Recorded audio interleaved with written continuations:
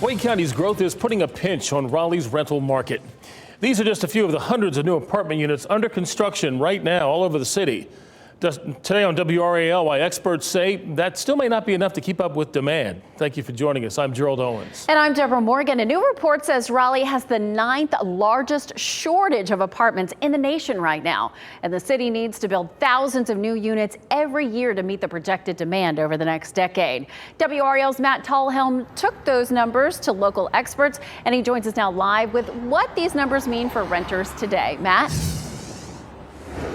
Well, Deborah, outside every apartment building, it seems like you see these signs, lease today, now leasing. We have apartments available, and it makes you think, so we must have enough apartments here. Well, right now, the vacancy rate in the Triangle is 6.2%. That's well below the historical average, even as we see a record number of new apartments available for rent. Signs promising luxury apartments wrap around construction fencing in downtown Raleigh, and cranes hover over apartment towers rising above North Hills. Well, right now we have brought on over the last 12 months what is essentially a record-setting number of new apartment units. Dustin Engelken is with the Triangle Apartment Association. The latest market report shows 3,994 new units were built in the last year, and nearly 13,000 more are under construction right now. It would be nice to sustain the numbers we're at. I hope that we can do it. We certainly need it.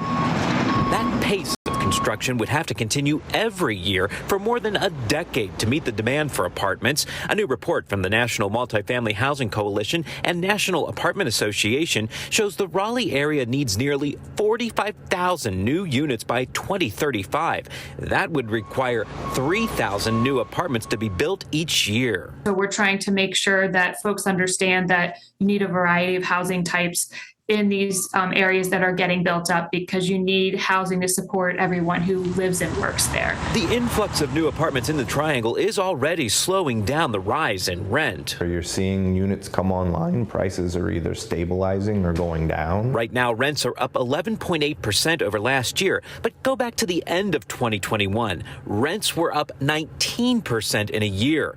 Rents in the suburbs are higher, averaging $1,700 compared to $1,570 in downtown Raleigh. Like Cary and outer lying markets haven't quite gotten the same attention from new development, and so there's a real crunch in finding new units over there for people who want to move in and be close to work.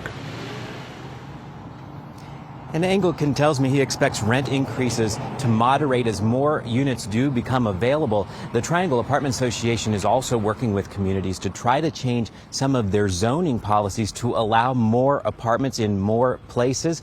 Raleigh here is already doing that with its missing middle changes, some of which went into effect today. Matt Talhelm reporting live in Raleigh. Thank you, Matt.